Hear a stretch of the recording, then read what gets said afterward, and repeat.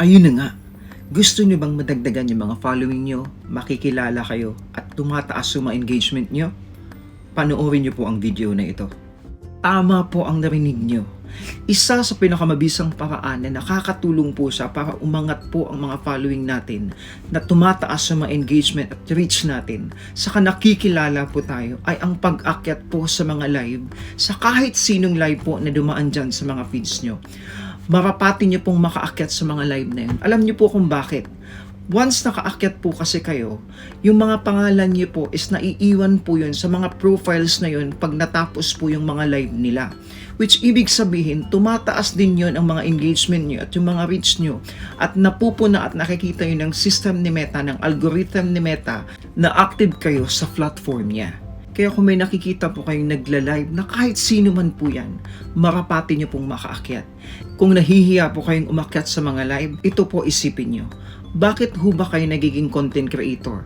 Di po ba ay para kumita? Gusto nyong kumita talaga ng pera? Tama po ako. Kaya huwag kayong mahiya. Lahat po ng nagko-content creators at lahat po ng nagpapalive na yan ay nagsisikap, kagaya niyo rin po sila. Kaya huwag po kayong mahiyang umakyat sa kahit kaninong live at mag-promote po ng mga profiles nyo o mag-promote po ng mga groups nyo po. Kasi nakakatulong po talaga iyon. Unang-una, 3 things lang po ang pinaka-importanting bagay na nakakatulong po once nakaakyat po kayo sa kahit kaninong live. Unang-una, nadadagdagan po yung mga following nyo.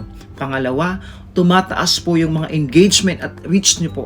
At ang pangatlo, nakikilala kayo. Which is tataas yung tsansa na madami pang manunood sa'yo sa kahit saang sulok man ng mundo. Pero kung nahihiya man po talaga kayong umakyat sa kahit kaninong live, hindi ko po kayo masisisi. Kasi hindi noon po tayo pinanganak na may kamerang nakatutok na sa atin. Pero take this from me. When I was still starting, I have the same feeling as you. So ang ginawa ko po, kinakausap po ang sarili ko sa harap ng salamin, o di kaya nire-record ko talaga ang sarili ko para makita ko kung paano ako magsalita. From there, natututo ako sa sarili kong mga karanasan kung ano ba talaga ang dapat kong sasabihin o ano ba talaga ang dapat kong gawin pag nakakaakyat ako sa mga live o di kaya pag nagla-live po ako.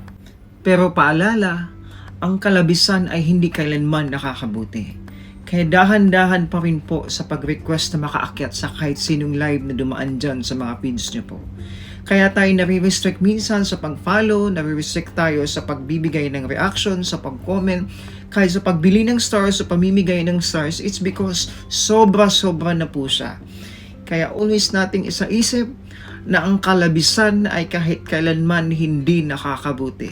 Kaya dahan-dahan pa rin po sa lahat ng pinagagawa natin dito sa Facebook.